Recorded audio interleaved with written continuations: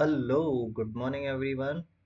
तो आज हम शुरू करने वाले हैं अपना चैप्टर 7, जो कि है इंडियाज़ कल्चरल रूट्स, जो कि बहुत ही इंटरेस्टिंग चैप्टर रहने वाला है, जिसमें हम बहुत सारी नॉलेज गेन करने वाले हैं about our Vedas, tradition, culture, civilization, इन सब के बारे में जानेंगे। ठीक है, चलिए शुरू करते हैं। India's cultural roots. तो सबसे पहले सुभाषिता ने एक इम्पॉर्टेंट बात बोली है, उसके बारे में पढ़ लेते हैं। That which can not be stolen, एक कोई ऐसी चीज है जिसे कभी चुराया नहीं जा सकता। That which can not be confiscated by ruler, जिसे कोई रूलर जब्त भी नहीं कर सकता, वो अपने पास रख भी नहीं सकता। That which is not a burden, जो कि ना तो बर्डन है, as it does not weigh anything, मतलब जिसका कोई वजन ही ना हो। That which thought it is used, जिसके थॉट्स विचारों के रूप में पाई जाती है। ओनली ग्रोज एवरी डे, हर दिन वो बढ़ती है, कभी कम नहीं होती। That is the greatest wealth of all, जो कि सबसे बड़ी वेल्थ है, the wealth of true knowledge. तो हम किसकी बात कर रहे थे? नॉलेज, शिक्षा, ज्ञान की बात कर रहे थे। ठीक है, तो ये एक ऐसी चीज है जिसे ना कोई चुरा सकता है, ना कोई जब्त कर सकता है, जिसका कोई वजन नहीं होता, और जो बांटने से बढ़ती है। तो फिर जब भी आपको मौका मिले किसी को पढ़ाने का, पढ़ने का, तो पीछे नहीं हटना है, पढ़ाई आगे करते रहना है। ठीक है, अब आते हैं इस चैप्टर के 3 इंपॉर्टेंट क्वेश्चंस पे। तो इस चैप्टर के 3 इंपॉर्टेंट क्वेश्चन कौन कौन से रहने वाले हैं? सबसे पहले कि वेदास होते क्या हैं, और उनमें क्या लिखा है, उनका मैसेज क्या है एग्जैक्टली exactly, उसके बारे में जानेंगे। बहुत ही इंटरेस्टिंग टॉपिक रहने वाला है, स्टेप बाय स्टेप आगे बढ़ेंगे। तो सबसे पहले वेदास और उसके इंटरेस्टिंग टॉपिक्स की, उसमें मैसेज क्या क्या दिया है। फिर सेकंड क्वेश्चन पे आते हैं।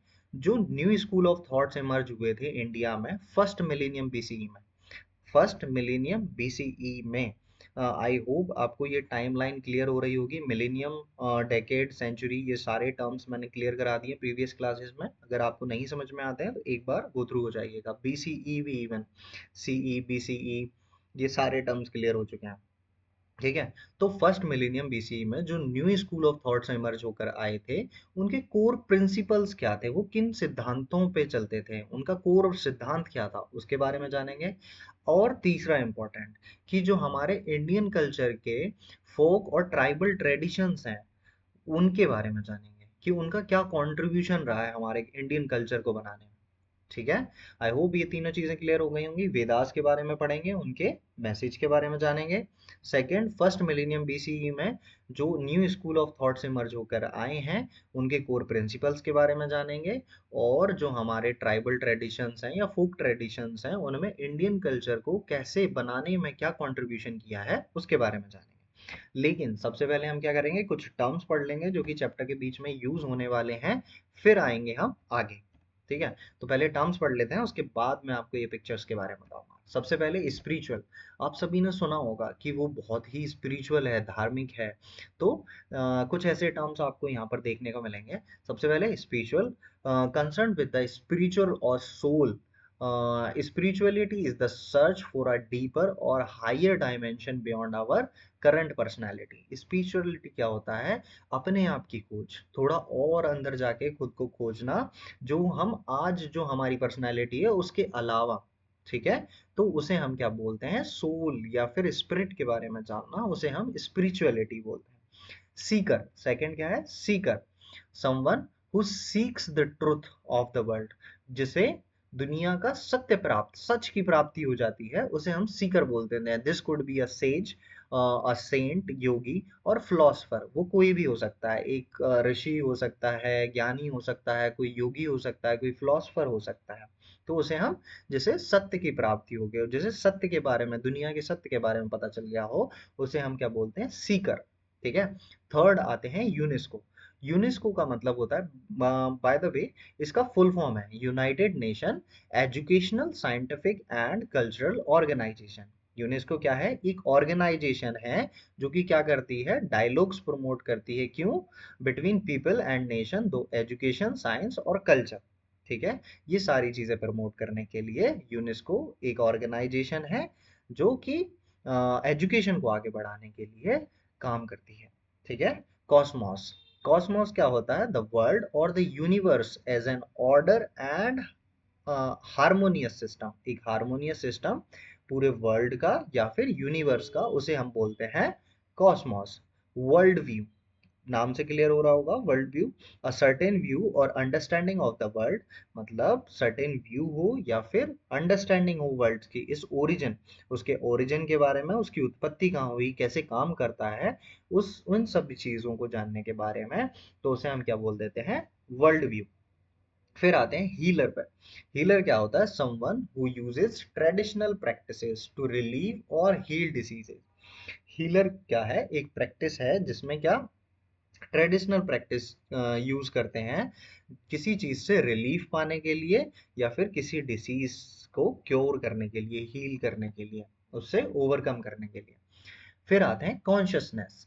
कॉन्शियसनेस क्या होती है, द क्वालिटी और the state of being aware, मतलब किसी चीज के बारे में जानना, जागरूक होना, for instance of something with in one self, कि उसके अंदर क्या है उसके बारे में जानना, इज अबाउट कॉन्शियसनेस।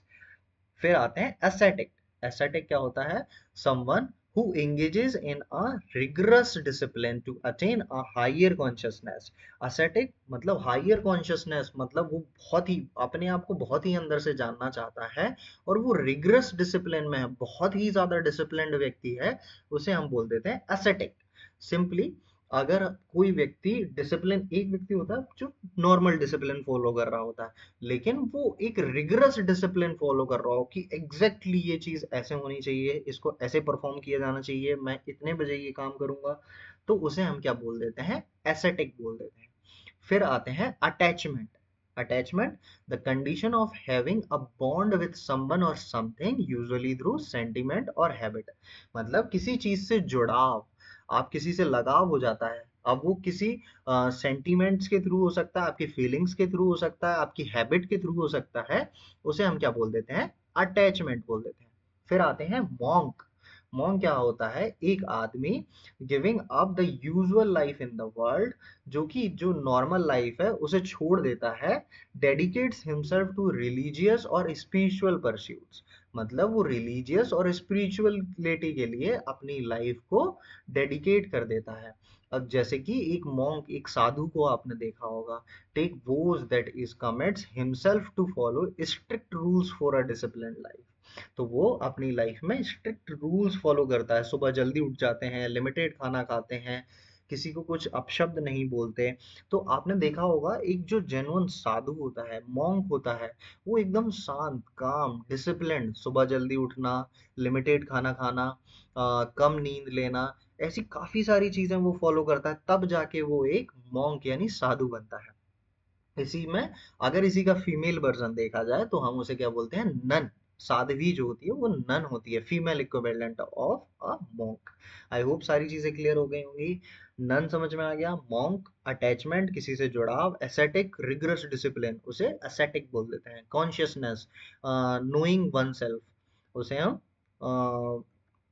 कॉन्शियसनेस बोलते हैं। हीलर, किसी चीज को हील करना, ट्रेडिशनल प्रैक्टिस करना जिससे कि ठीक हो सके। वर्ल्ड व्यू, वर्ल्ड के बारे में एक व्यू लेना। कॉस्मॉस, एक हार्मोनियस सिस्टम जिसमें वर्ल्ड और यूनिवर्स वर्क कर रहा है। यूनेस्को, एक ऑर्गेनाइजेशन। सीकर, किसी चीज के बारे में या वर्ल्ड के ट्रुथ के बारे में जानना, सत्य की प्राप्ति। स्पिरिचुअल, स्पिरिचुअलिटी की तरफ जाना, सर्च ऑफ डीपर और higher dimension beyond our current personality, current personality से आगे बढ़कर खुद को जानना इज कॉल्ड स्पिरिचुअलिटी। अब कुछ पिक्चर्स जो मैं आपको बताने वाला था उन पर आ जाते हैं। जैसे कि महावीरा, ये हमें कहाँ देखने को मिलते हैं, बिहार में। फिर बुद्धा, ये हमें कहाँ पर देखने को मिलते हैं, भूटान में। एक ऋषि जो कि हम्पी, कर्नाटका में देखने को मिलता है। अगर आप इन किसी स्टेट में से हैं तो आई मस्ट सजेस्ट यू, एक बार आप जरूर जाकर देखेंगे, या फिर आपको बिहार, भूटान या कर्नाटक जाने को मौका मिले तो इन जगह जरूर जाकर आइएगा। ठीक है, चलिए अपने अब आते हैं बेसिक इंट्रोडक्शन पे। आज मैं बहुत ज़्यादा डीप में नहीं बताने वाला हूँ, आज बेसिक इंट्रोडक्टरी क्लास ही रहने वाली है। तो सबसे पहले तो इंडियन कल्चर जो है ना, वो सेवरल मिलीनियम्स ओल्ड है, मतलब हजारों साल पुराना है, आज ही नहीं बना। देखो किसी भी कल्चर को बनने में ना काफी लंबा समय लगता है। जब एक कल्चर कल्चर के रूप में निकल के आता है, सिविलाइजेशन कल्चर बनता है, सिविलाइज्ड कल्चर बनता है, तो उसे बनने में ना एक लंबा समय लगता है। जैसे कि इंडियन कल्चर एक इसमें से एक एग्जांपल है, जिसे बनने में ना आजकल में नहीं बना हुआ, इसे हजारों साल पुराना कल्चर बोला गया। ठीक है, इसकी ब्रांच हमें कहाँ कहाँ देखने को मिलती है? आर्ट में, लिटरेचर में, साइंस में, आपको मेडिसिन में, रिलीजन में, जैसे गवर्नेंस जैसे किया जाता है उसमें, मार्शल आर्ट के फॉर्म्स में, और काफी सारी चीजों में हमें देखने को मिल जाती है इसकी ब्रांचेस। ठीक है। अब इसी के बीच में ना कुछ स्कूल ऑफ थॉट्स जनरेट हुए, by which we mean group of thinkers और spiritual seekers who share similar ideas about human life, the world etcetera.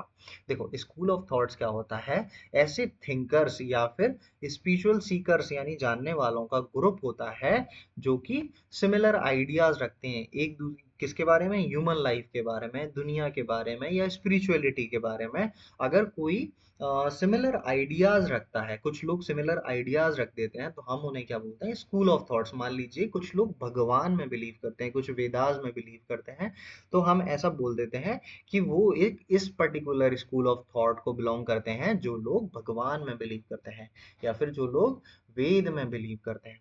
I hope clear हो रहा होगा। ठीक है। थिंकर्स, ऐसे थिंकर्स जो कि सिमिलर आइडियाज शेयर करते हैं, किसके बारे में? ह्यूमन लाइफ या दुनिया के बारे में या फिर यूनिवर्स के बारे में, उन्हें हम स्कूल ऑफ थॉट से डिनोट कर पाते हैं। Many archaeologists and scholars have pointed out that some of India's cultural roots go all the way to the Indus और हड़प्पन और सिंधु सरस्वती सिविलाइजेशन।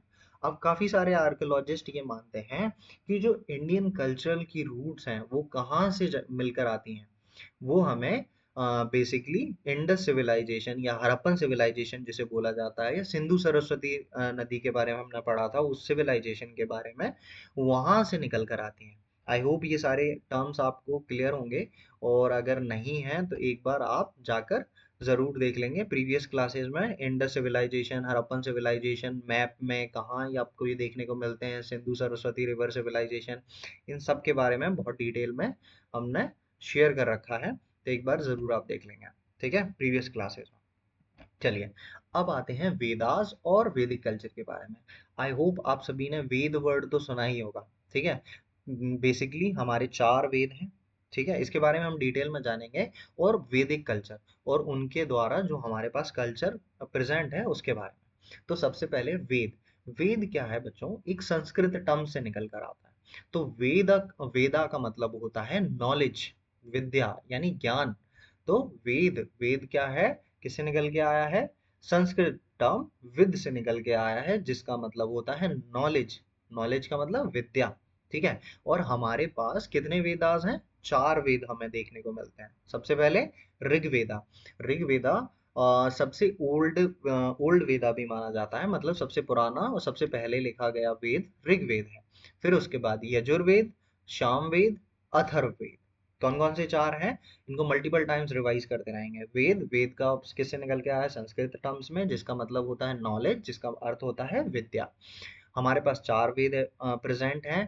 पहला ऋग्वेद, जिसे सबसे ओल्ड वेद भी है, सबसे पुराना वेद भी बोला जाता है, और यजुर्वेद, सामवेद, अथर्ववेद। एक बार और रिवाइज कर लेंगे, ऋग्वेद, यजुर्वेद, सामवेद, अथर्ववेद, ये चारों वेद हमें देखने को मिल जाते हैं।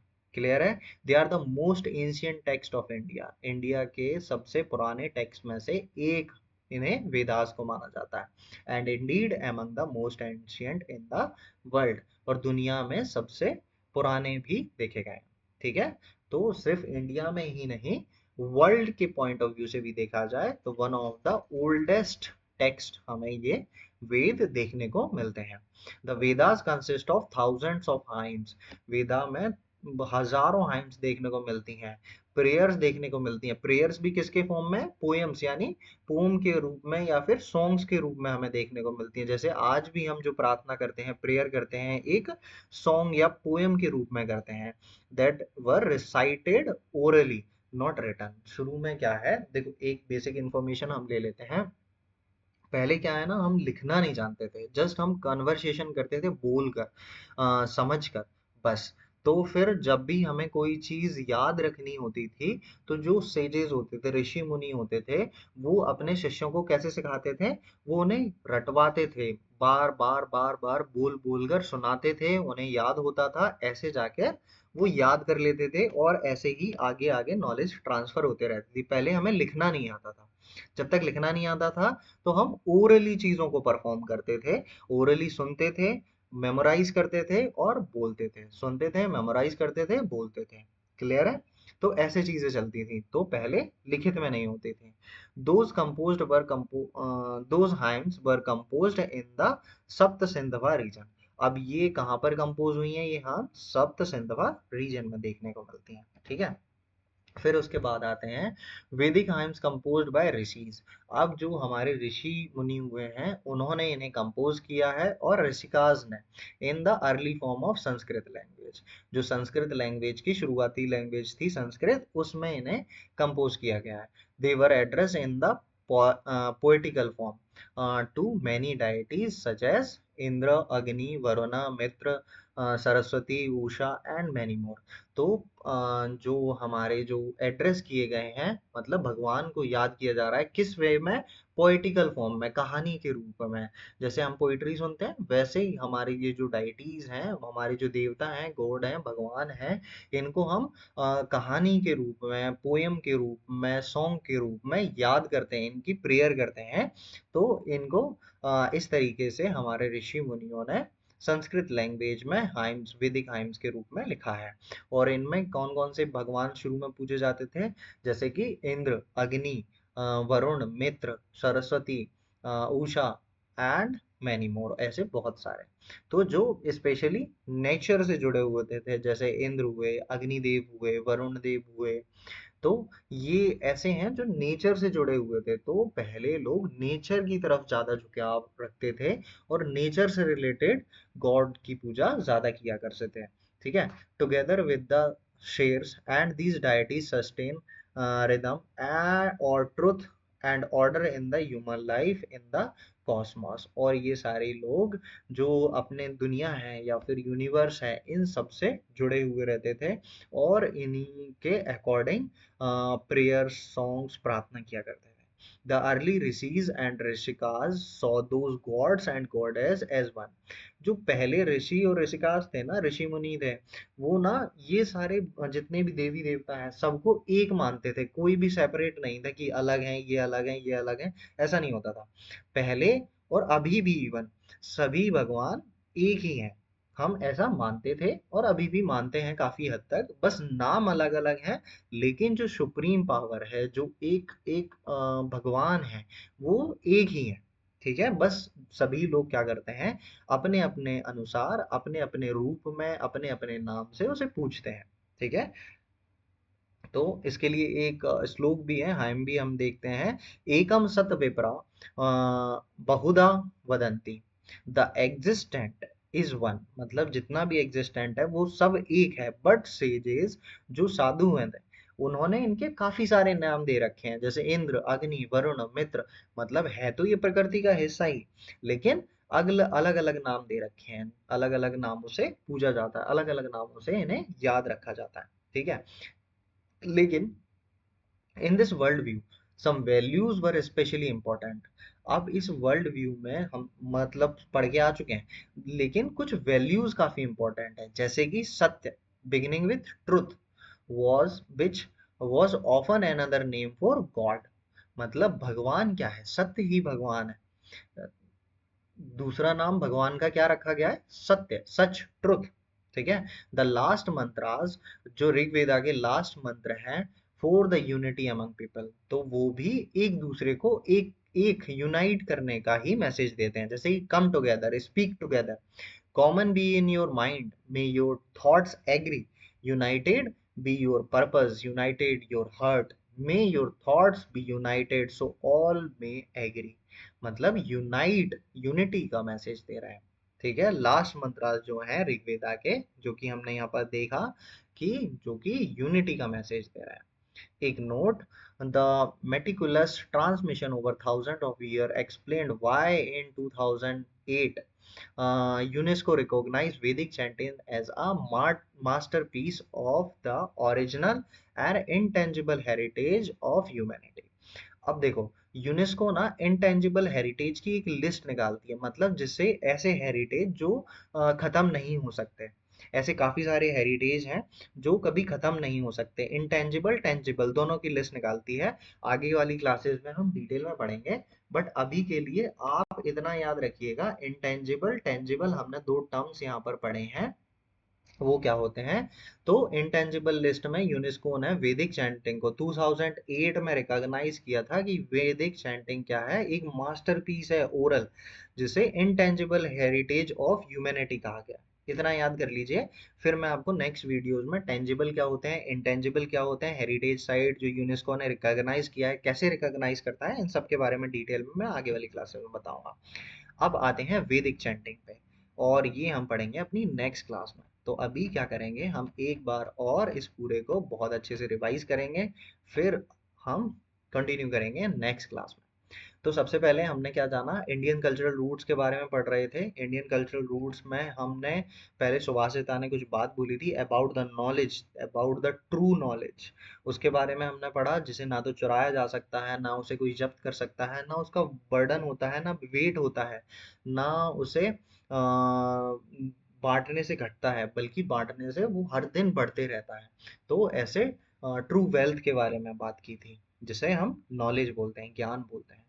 और इस चैप्टर में हम बेसिकली तीन इंपॉर्टेंट क्वेश्चंस के बारे में पढ़ने वाले हैं। वेदास और उनके मैसेज के बारे में, सेकंड फर्स्ट मिलेनियम बीसीई में जो स्कूल ऑफ थॉट्स निकल के आए हैं उनके बारे में, कोर प्रिंसिपल्स के बारे में, और फिर जो हमारा फोक ट्रेडिशंस और ट्राइबल ट्रेडिशन है उनको इंडियन कल्चर को बनाने में क्या कंट्रीब्यूशन रहा उसके बारे में। फिर हमने देखे तीन पिक्चर्स, जिसमें Mahavira from Bihar, Buddha from Bhutan, rishi from Hampi Karnataka देखा। फिर हमने कुछ टर्म्स के बारे में जाना, spiritual seeker, UNESCO, cosmos, world view, healer, consciousness, ascetic, attainment, attachment, monk, nun. ठीक है। फिर हमने इंट्रोडक्शन में कुछ इंपॉर्टेंट जानकारी ली कि जो हमारे इंडियन कल्चर है वो बहुत पुराना कल्चर है, आज में नहीं हजारों साल पुराना है। इसकी branches art, literature, science, medicine, reason, religion, art of governance, martial art, और काफ़ी सारी जगह देखने को मिलती है। फिर उसके बाद हमने स्कूल ऑफ थॉट्स के बारे में जाना। फिर उसके बाद हमने कुछ कल्चरल रूट्स के बारे में, इंडियन कल्चरल रूट्स कहाँ पर देखने को मिलती हैं, इंडस, हड़प्पा और सिंधु सरस्वती सिविलाइजेशन के बारे में जाना। अगर आपने ये क्लासेस नहीं देखी हैं तो प्रीवियस क्लासेस में मैंने सारी चीज़ें डिस्कस कर रखी हैं, तो एक बार जाके देख सकें प्लेलिस्ट में। फिर उसके बाद में हमने जाना वेदास के बारे में। तो वेद, वेद का मतलब, वेद कहाँ से निकल के आया, संस्कृत टर्म से। इसका मतलब क्या होता है, नॉलेज। हमारे पास कितने वेद हैं, चार। सबसे पुराना कौन सा है, ऋग्वेद है। फिर उसके बाद यजुर्वेद, सामवेद और अथर्ववेद। फिर उसके बाद हमने जाना कि ये जो वेद हैं ये एंशियंट टेक्स्ट हैं इंडिया के, और सिर्फ इंडिया के नहीं बल्कि दुनिया के सबसे पुराने टेक्स्टों में से एक हैं, जिसमें थाउजेंड्स ऑफ हाइम्स देखने को मिलती हैं। और पहले ये ओरली एक दूसरे के पास ट्रांसफर होते थे, लेकिन कुछ अगर मैं रफ आइडिया दूं तो 1600 ईयर्स एगो हमने राइटिंग स्किल जानी। उसके बाद से हमने ये लिखना शुरू किया, उससे पहले ओरली एक दूसरे के पास ट्रांसफर होते थे। और ये कंपोज कहाँ हुए थे, सप्त सिंधु रीजन में कंपोज हुए थे। फिर उसके बाद हमने कुछ बेसिक नॉलेज जानी कि ये संस्कृत लैंग्वेज में थे, एंड जो हमारे भगवान हैं उनको प्रेयर के लिए हम इन्हें यूज़ करते थे पोएटिकल फॉर्म में, सॉन्ग्स के रूप में। कौन कौन से भगवान को पूजते थे, इंद्र, अग्नि, वरुणा, जितने भी लगभग प्रकृति से रिलेटेड थे उन्हें सबसे ज़्यादा पूजा जाता था, उनके बारे में। और पहले क्या है, सारे भगवानों को, गॉड गॉडेस को एक ही माना जाता था। उसके बाद ये सारी चीज़ें हमें यूनिटी का मैसेज देती हैं, उसके बारे में जाना। वैदिक चैंटिंग के बारे में जाना है कि ये इंटेंजिबल हेरिटेज ऑफ ह्यूमैनिटी में यूनेस्को ने ऐड किया था 2008 में। फिर हम आएंगे वैदिक सोसाइटी में नेक्स्ट क्लास में, और नेक्स्ट क्लास में आपको जानने को मिल रहा है कुछ बहुत ही इंटरेस्टिंग, उसके बारे में हम जानेंगे नेक्स्ट क्लास में। आई होप ये सारी चीज़ें आपको समझ में आई होंगी। नेक्स्ट कंटिन्यू करेंगे हम नेक्स्ट क्लास में, day after tomorrow. Thank you and have a nice day.